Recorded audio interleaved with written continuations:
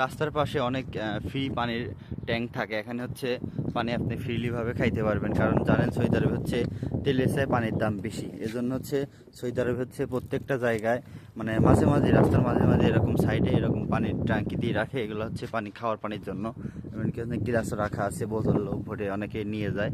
তাই আমি বলবো যে হচ্ছে যারা মূলত হচ্ছে সৌদি আরবে নতুন আসবেন, এরকম পানি না খাই ভালো, দোকান থেকে কিনে খাবেন। যেমন আমি হচ্ছে দেখেন দোকান থেকে পানি কিনে রুমে রাখছি, তারপরে হচ্ছে বোতল ভরে নিয়ে যাই। তো এরকম পানি হচ্ছে রাস্তার পানি অনেকগুলো আছে যেগুলো নতুন, ওইগুলো ভালো। যেগুলো পুরাতন হয়ে গেছে অনেক সময় ময়লা জমে যায় এই ফিল্টারে। এই পানিগুলো না খাই ভালো, কারণ আপনি যদি অসুস্থ হয়ে যান সৌদি আরবে কিংবা আপনি বিদেশে, তাহলে কিন্তু আপনি দেখার কেউই নাই। তো অনেক সময় আছে সৌদি আরবে হচ্ছে অনেকের পেটে পাথর হয়ে যায়, বুঝছেন, এরকম পানি খাওয়ার জন্য। তো সবাই হলে ফ্রেশ পানি খাওয়ার চেষ্টা করবেন সব সময়। তো সাথে আছে ছোটো ভাই।